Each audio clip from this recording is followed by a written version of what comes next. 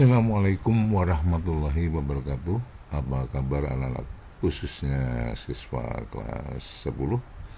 Berjumpa kembali kita melalui program video pembelajaran. Kali ini melanjutkan masih bab trigonometri dengan pokok bahasan identitas trigonometri. Semoga kalian selalu sehat bersama keluarga dan tetap semangat untuk belajar, karena sebentar lagi akan ada pelaksanaan UAS atau PAS ya, semester genap tahun 2020. Baik, apa-apa yang ada pada trigonometri adalah sebagai berikut. Diketahui sebuah segitiga ABC, siku-siku DC, sudut A-nya adalah alfa, sudut B-nya adalah beta ya, ini bukan, kalau usah pakai radian. Kemudian panjang ABC dan panjang AC sama dengan B kecil. Maka kita akan mencoba mencari identitas trigonometri yang pertama. Nah, di sini Anda disuruh menentukan sin alfa kuadrat, kemudian cos alfa kuadrat, dan tangen alfa kuadrat. Sebelum mencari itu semua, kalian harus pahami bahwa dalam kurung sin pangkat 2, sin alfa pangkat 2 itu boleh ditulis seperti ini, sin kuadrat alfa. Jadi sin alfa dalam kurung pangkat 2 boleh ditulis seperti ini, sin kuadrat alfa, artinya sin alfa kali sin alfa, sama ya. Jadi kalau dalam kurung sin alfa kuadrat berarti ya sin alfa kali sin alfa, atau penulisannya sin kuadrat alfa. Sama untuk cos alfa dalam kurung kuadrat boleh ditulis cos kuadrat alfa. Demikian pula tangannya, tangan alfa dalam kurung pangkat 2 sama dengan tangan kuadrat alfa. Baik.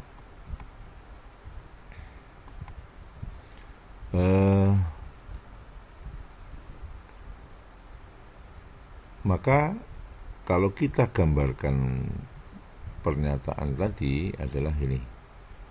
Ada sebuah segitiga siku-siku ABC, siku-sikunya di C, kemudian sudut A-nya adalah alfa ya. Sudut B-nya adalah beta.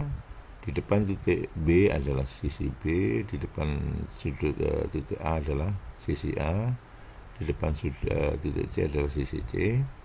Maka yang pertama kalian dapatkan adalah ini, bahwa di dalam identitas ini tidak lepas dari untuk menemukan rumusnya atau sifatnya adalah tentang Pythagoras dan perbandingan trigonometri untuk sudut segitiga siku-siku, yaitu sin cos tangen. Nah, kita lihat di sini berdasarkan teorema Pythagoras, maka C kuadrat sama dengan A kuadrat plus B kuadrat ya. Sisi miring kuadrat sama dengan jumlah kuadrat dua sisi siku-sikunya. Jadi seperti ini. Maka mari kita coba mencari perbandingan trigonometri sin cos tangennya untuk sudut alfa ya, misalkan untuk sudut alfa. Untuk sudut alfa berarti sin alfa, ingat ya, sin demi ya.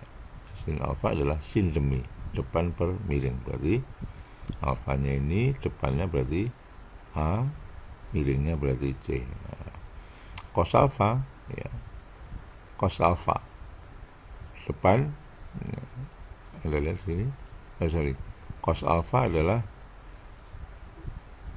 yang miring, yang samping ini ya, berarti cos sami, berarti samping per miring, berarti B per C ya. Kemudian tan alfa berarti tan desa ya, depan per samping, berarti A per B. Oke, A per B. Sehingga kalau ditanyakan sin kuadrat alfa ya, berarti sinnya tadi adalah A per C dikuadratkan, masing-masing pemilihan dan penyebut dikuadratkan jadi ini A kuadrat per C kuadrat. Baik, kita lanjutkan slide berikutnya. Cos kuadrat alfanya atau cos alfa dalam kurung kuadrat atau cos kuadrat alfa sama dengan ya B per C dipangkatkan 2, sehingga menjadi B kuadrat per C kuadrat. Nah, maka ketika kita tuliskan sin kuadrat plus cos kuadrat alfa, berarti sama dengan ini ya. Sinnya tadi ini A kuadrat per C kuadrat ditambah B kuadrat per C kuadrat. Penyebutnya udah sama, maka pembilangannya tinggal jumlahkan saja. A kuadrat plus B kuadrat per C kuadrat. Nah, dengan Pitagoras tadi kita tahu bahwa A kuadrat plus B kuadrat sama dengan apa? C kuadrat. Sehingga kita dapatkan C kuadrat per C kuadrat. Kalau pembilangan dan penyebut sama, maka hasilnya 1. Nah, jadi bentuk atau sifat pertama daripada identitas trigonometri adalah sin kuadrat alfa, ya, sin kuadrat alfa ditambah cos kuadrat alfa sama dengan 1, atau cosnya dulu juga nggak masalah, cos kuadrat alfa ditambah sin kuadrat alfa juga sama dengan 1, boleh, mau cos dulu atau sin dulu nggak ada masalah. Nah, ini bentuk identitas yang pertama. Nah, sekarang bentuk identitas yang kedua, kalau masing-masing ruas kiri dari bentuk pertama tadi kita kalikan dengan sepersin kuadrat, maka menjadi ini kan. Yang ruas kiri tadi ini, yang ruas kanannya tadi kan 1. Masing-masing dikalikan dengan sepersin kuadrat alfa sehingga jadi ini. Oke. Nah, kemudian kalau kurungnya dibuka berarti ini kali ini, ya. Kemudian disebut ya. Ini kali ini. Kita dapatkan sepersin kuadrat alfa kali sin kuadrat alfa sama dengan ini kali ini, berarti sepersin kuadrat alfa kali cos kuadrat alfa, ya, sama dengan, kita lihat ini kali ini apa, sin kuadrat alfa kali 1 dibagi sin kuadrat 1 ya, kemudian ini jadi 1 kali cos kuadrat alfa per sin kuadrat alfa, ya tetap cos kuadrat alfa per sin kuadrat alfa. Nah, sekarang yang sini 1 kali sepersin kuadrat alfa, ya berarti 1 per sin kuadrat alfa. Oke. Nah, sehingga hasilnya menjadi ini, hasilnya adalah 1, ini tetap, jadi yang ruas kanannya adalah jadi ini. Kalian tentu masih ingat anak-anak, cos per sin itu apa? Ya, cos per sin itu apa, masih ingat? Ya, adalah kebalikan dari tangan kan? Tangan kan boleh ditulisin per cos. Kebalikannya namanya kotangan, cos per sin, ya kan? Nah, karena kuadrat maka di sini sama dengan kotangan kuadrat. Nah, lihat ini cos per sin itu adalah kotangan, maka kalau ini pangkatnya 2, sini berarti pangkatnya 2 sama dengan kotangan kuadrat. Nah, kemudian sepersin itu kan kosekan. Masih ingat kemarin kebalikan sin adalah kosekan, kebalikan kosekan adalah sepersin. Nah, sehingga karena ini pangkat 2 berarti jadi kosekan kuadrat alfa. Nah, dari sini maka bisa ditulis, disediakan menjadi 1 ditambah ini adalah kotangan kuadrat alfa kan. Nah, disediakan kotangan kuadrat alfa sama dengan sepersin kuadrat alfa sama dengan kosek kuadrat alfa, karena sepersin adalah kosekan, sehingga kalau pangkat 2 berarti kosekan pangkat 2. Nah, sehingga bentuk yang kedua identitas trigonometri adalah 1 ditambah kotangan kuadrat alfa sama dengan sekan kuadrat alfa, atau boleh ini ditulis kotangan dulu, boleh kotangan kuadrat alfa plus 1 sama dengan kosekan kuadrat alfa. Nah, ini yang kedua, bentuk identitas trigonometri yang kedua adalah itu ya, 1 plus kotangan kuadrat alfa sama dengan kosekan kuadrat alfa. Baik, kita lanjut pada slide berikutnya. Sekarang kita akan menemukan bentuk yang ketiga. Identitas yang ketiga, kalau tadi ruas kiri dan kanan dikalikan dengan sepersin kuadrat alfa, sekarang diganti dengan dikalikan sepercos kuadrat alfa, kan kita dapatkan seperti ini. Tadi bentuk awalnya nih ya, sin kuadrat alfa, bentuk satunya sin kuadrat alfa plus cos kuadrat alfa sama dengan 1. Nah, sekarang masing-masing ruas kita akan dengan sepercos kuadrat alfa, sehingga jadi ini. Ini kali ini jadi ini ya, langsung ya, sin kuadrat alfa cos kuadrat alfa. Ini kali ini sama dengan 1, ya, pembilang dan menyebut sama. Kemudian ini jadi sepercos kuadrat alfa. Oke. Nah, sekarang sepercos itu adalah sekan, ya kan? Kebalikan dari cos kan sekan. Kebalikan sekan cos. Sehingga kalau dikuadratkan, ya berarti ini sekan kuadrat alfa. Sedangkan sin per cos itu adalah tangan. Karena dipangkatkan 2, maka ini tangan kuadrat alfa. Akibatnya bentuk yang ini boleh ditulis dengan tangan kuadrat alfa ditambah 1 sama dengan sekant kuadrat alfa. Nah, ini bentuk yang ketiga. Sehingga pada umumnya trigonometri itu ada 3 bentuk.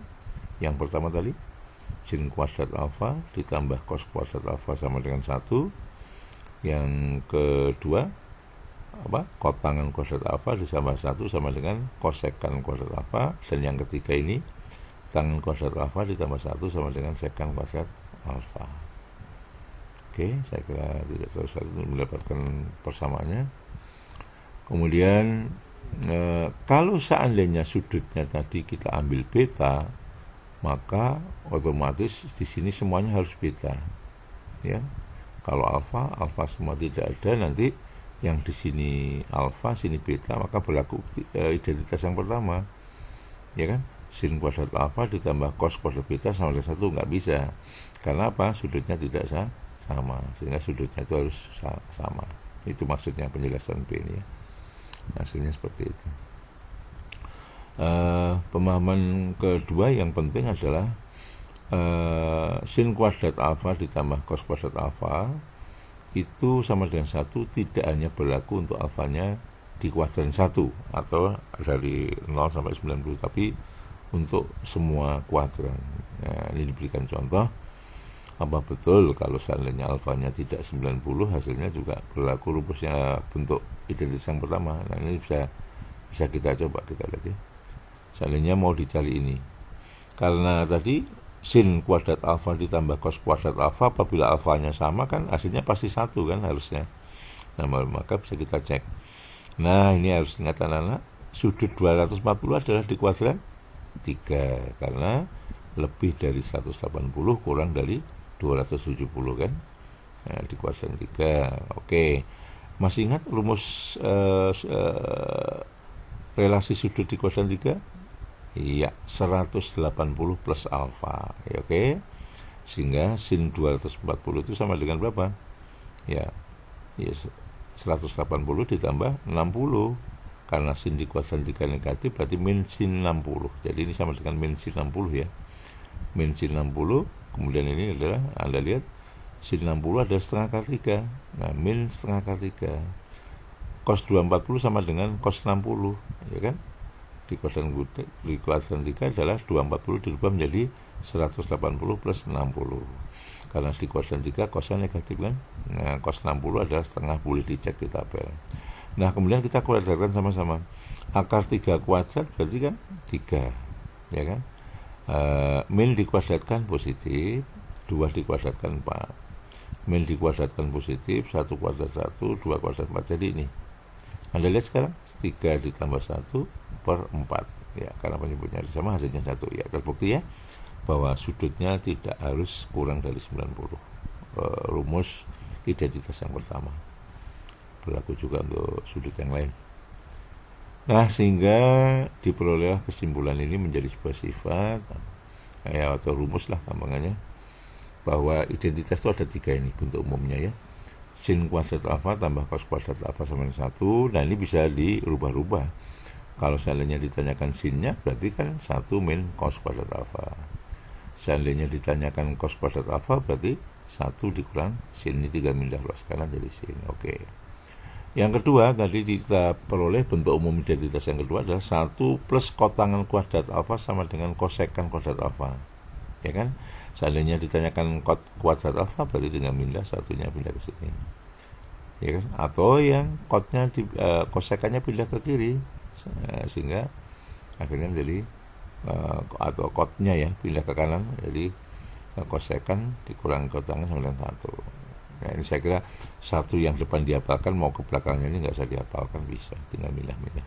Oke, mari ke pengeterapannya pada contoh soal berikut. Ditanyakan diketahui beta antara 0 sampai 90. Terus ini tangan betanya 3, ditanyakan sin beta dan cos beta contohnya. Nah, ini kita bisa menggunakan identitas ya untuk menyelesaikannya. Rumus-rumus identitas. Anda lihat di sini. Kenapa di sini langsung di buku ini dikatakan kot betanya adalah kok sepertiga, sedang yang diketahui tadi adalah tangan tangan beta, tangan beta 3. Ingat, kebalikan dari tangan adalah seperkot, ya, atau kot sama dengan sepertangan. Sehingga kalau dari soal tadi ingin mencari kot B, ya berarti sepertangan, 1 per tangan tadi berapa? 3, sehingga sepertiga. Ini asal usulnya kot B sepertiga ya. Dari sini ingat kot adalah sepertangan. Nah, kemudian dari bentuk yang pertama kita dapatkan 1 plus kot kuadrat beta, ya, ini terus alfa dan beta. Rumusnya adalah kosekan kuadrat alfa. Nah, berarti 1 ditambah dengan kot kuadrat alfa berapa? Ya, 1/3/2. 1/3/2 kan 1 kuadrat 1, 3 kuadrat 9, ya kan? Sehingga kita dapatkan kosek kuadrat betanya 1 ditambah 1/9, berarti kan 10/9, ya kan? Yang dijadikan 9/9 sehingga menjadi 10/9. Kosekan kuadrat betanya adalah 10/9. Kalau ditanyakan koseknya saja, berarti akar dari 10/9, jadi ini. Akar 10 keluar dari akar, tetap karena nggak keluar dari akar 10, akar 9-nya keluar jadi 3, ya, sehingga jadi akar 10/3, ya, itu maksudnya. Kemudian kita dapatkan di sini adalah yang ditanyakan kan sin, ya. Kalau kosek berarti sin. Karena apa? Kosek sepersin atau sin seperkosek.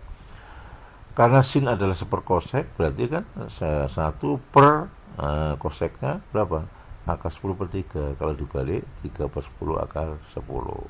Jadi ketemu sudah sin betanya adalah 3/10 akar 10. Kemudian yang kedua, nah, kita tahu bahwa identitas yang kedua atau 3, ya, ini, ya, ada masalah tangan kuadrat beta ditambah 1 sama dengan sekan kuadrat beta. Jadi untuk mendapatkan kosnya kita dari identitas yang ini. Kenapa? Karena sekan nanti sama dengan seperkos. Kalau sekannya ketemu berarti seperkosnya pasti ketemu. Itu. Nah, tangan tadi diketahui 3. Soal tadi, ya, tangan tadi 3. Ada 3 kuadrat berarti 9 ditambah 1, nah, berarti sama dengan 10, ya. Jadi ini sama dengan 10. Kita lihat sini 3 kuadrat tambah 1 10. Berarti kalau ditanyakan seknya berarti akan 10. Nah, sekarang cos betanya, nah, kosekan, ya kan? Oh, salah. Sepersek, ya. Ini bukan ini, mohon maaf, ini sepersekan. Cos betanya adalah sepersekan. Nah, sekannya kan akar 10. Maka di sini menjadi 1 per akar 10 atau disederhanakan menjadi 1/10 akar 10 atau akar 10/10. Saya kira seperti itu, anak-anak, enggak terlalu sulit juga, ya. Nah, sekarang contoh yang berikutnya. Anda disuruh membuktikan bahwa ruas kiri itu nanti kalau diuraikan jadi sama dengan ruas kanan. Nah, ini kita lihat, ya, akan kita coba yang A aja, ya. Buktikan bahwa ini salah, ya. Tadi soalnya min, ini harusnya sek alfa dikurangi tangan alfa, dikalikan sek alfa plus tangan alfa sama dengan 1. Maka kita lihat dasarnya ini. Masih ingat, anak-anak? A min B kali A plus B itu kan A kuadrat min B kuadrat. Sehingga kalau sek alfa dikurangi tangan alfa dikali sek alfa ditambah tangan beta, berarti ini A kuadratnya jadi ini, B kuadratnya jadi ini, kan. Nah, sekarang kita manfaatkan ini. Tangan kuadrat bentuk, ya, identitas, ya. Tangan kuadrat alfa ditambah 1 kan sek alfa. Nah, sekarang kita ganti ini. Tangan kuadrat alfa kita ganti dengan sek kuadrat alfa. Sek kuadrat alfa plus sek kuadrat alfa sama dengan tangan kuadrat alfa plus 1. Nah, kalau di sini dirubah jadi tan, ya, dari tan, ya, kuadrat alfa berarti kan sekan kuadrat dikurangi 1. Nah, ini dia, tangannya kita ganti dengan ini. Nah, saya pindahkan di sini, ya. Di sini langsung jawabannya masalahnya. Ini kalau kita ganti jadi ini. Min dalam kurung sek alfa dikurangi 1. Nah, min kali sek alfa min sek alfa, min kali min 1 jadi plus 1. Sek alfa dikurangi sek alfa habis tinggal sama dengan 1. Berarti terbukti hasilnya ruas kanannya sama dengan 1. Nah, uh, Demikian anak-anak, silahkan dicoba untuk soal B dan C untuk latihan. Semoga kalian tetap semangat. Terima kasih atas perhatian. Wassalamualaikum warahmatullahi wabarakatuh.